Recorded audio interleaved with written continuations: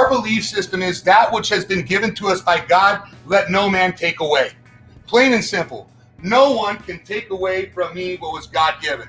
And so I got to this point. Everyone's been asking me recently, hey, what happened? How did you come about doing this?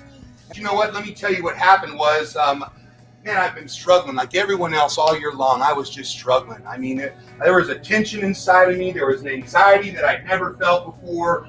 There was something wrong. I couldn't sleep.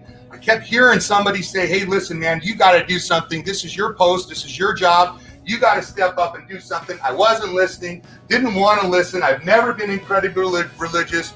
My dad is a minister. When you're a PK, sometimes you turn the other way. I mean, that's just kind of what you do sometimes.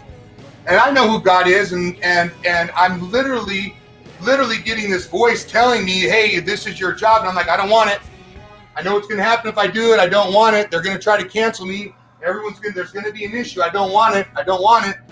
But I couldn't sleep. And so one morning I decided, you know what? I've got to do this. So I got up and I went to my folks and I said, this is what I'm going to do. And I want to let you know, as a result of what I'm going to do, I know you guys are going to be forced to make a decision. And I hope that you guys make the right decision, right? And I forecasted what was going to happen for them. And unfortunately, it didn't go the way that I wanted.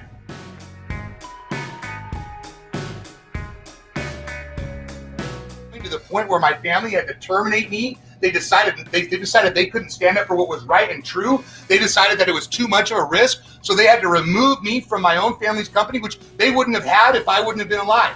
The whole reason why my family got the company that they got is I introduced them to the franchise. And the guy who introduces them gets removed simply for exercising my First Amendment right. Not even politically. I'm simply talking about everyone's rights under the Constitution. That's all it is. It's our rights. I'm not talking about anything other than what your rights are. And people try to cancel you for that. It's nasty. It's evil. These people are disgusting. Man, what?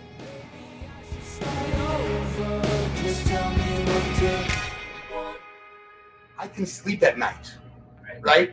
I go to bed at night and I can sleep. I sleep good. With everything that's going on, because I'm listening to this voice and I'm continuing to move forward, I can sleep at night. I haven't had a conversation with God in a really long time. No joke. And I haven't prayed in a really long time. But today I was driving down the road and out of nowhere, I just started in a conversation with God.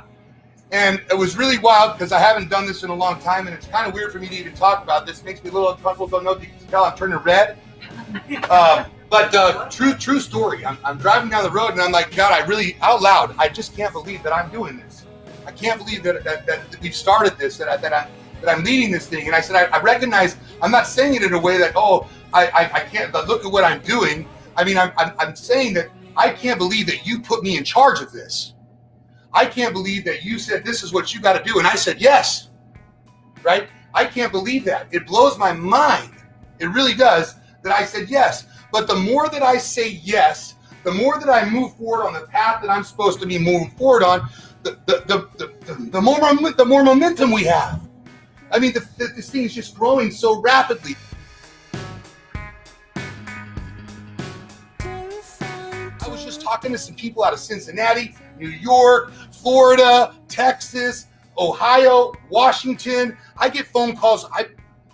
That's all I do 15 hours a day is talk to people on the phone and coach people on what to do. And that's part of what we're doing on our live here tonight. We got a live going because you know what we do is we're grassroots, right? We're grassroots and we're based on the truth, all right? So we started doing this. We started really small. We started listening. I could sleep at night. We started with 10 people. Then we grew to 15 people. Then we grew to 40 people. Then we had one meeting with 200 people. And then our Facebook group now is right around 2,000 members, and it's growing every day. It's growing every day.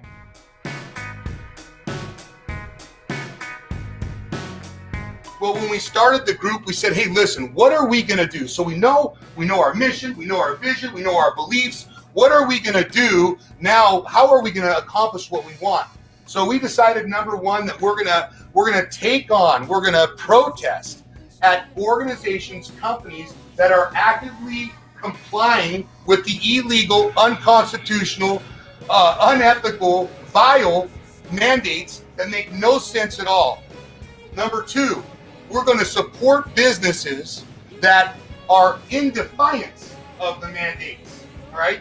So if you're a business owner out there and you need some support, you let us know, and we're going to secretly let our people know who you are so we can come and shop at your stores, because we want to start shopping local. We want the money to be back here in the area. It's kind of a tricky subject though, because we can't publish a list. If we publish a list, now the bad guys have that list and they could attack you as well.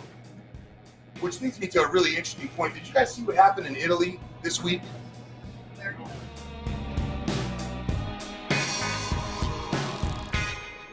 Jerry Dyer says that I'm a narcissist.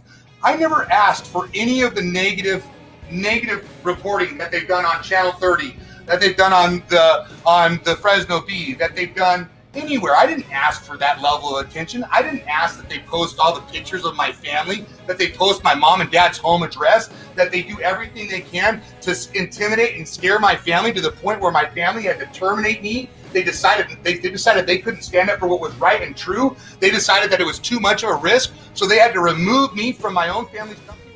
They wouldn't have had if I wouldn't have been around.